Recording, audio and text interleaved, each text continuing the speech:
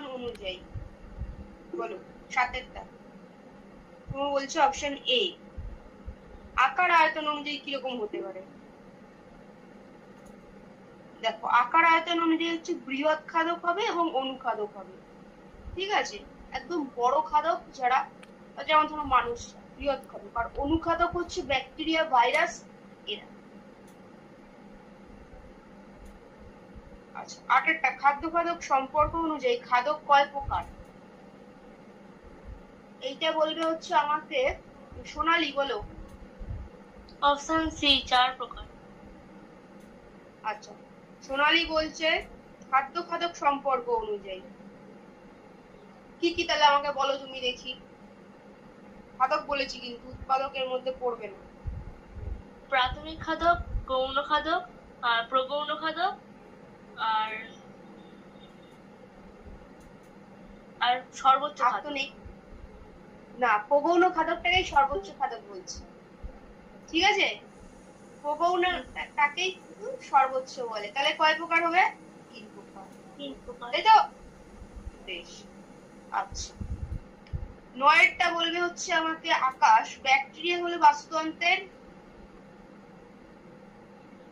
Option D, micro consumer. একদম ঠিক, bacteria হচ্ছে মাইক্রো কনজিউমার।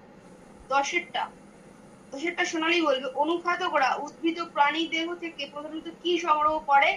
ওই ব্যাকটেরিয়া, ভাইরাস গুলো কি? অপশন সি, পুষ্টিরস। একদম ঠিক, পুষ্টিরস। আচ্ছা, সৌম্য বলো আমাকে বাস্তুতন্ত্রের বিভিন্ন পুষ্টি স্তরের মধ্যে শক্তি প্রবাহ কেমন হয়? এটা বলছো অপশন এ, একমুখী। একদম ঠিক, একমুখী।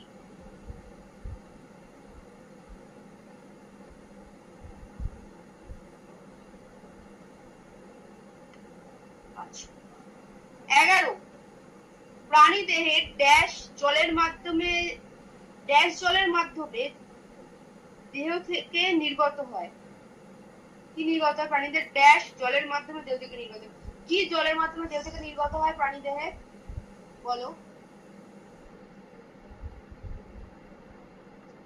ও, এটা আমাকে বলবে হচ্ছে আকাশ। বলো আকাশ। অপশন এ, রেশম পদার্থ। একদম ঠিক, এটা কিন্তু হয়ে যাবে রেচন পদার্থ, যেটা আমাদের ঘামের মাধ্যমে নির্গত হয়, মূত্রের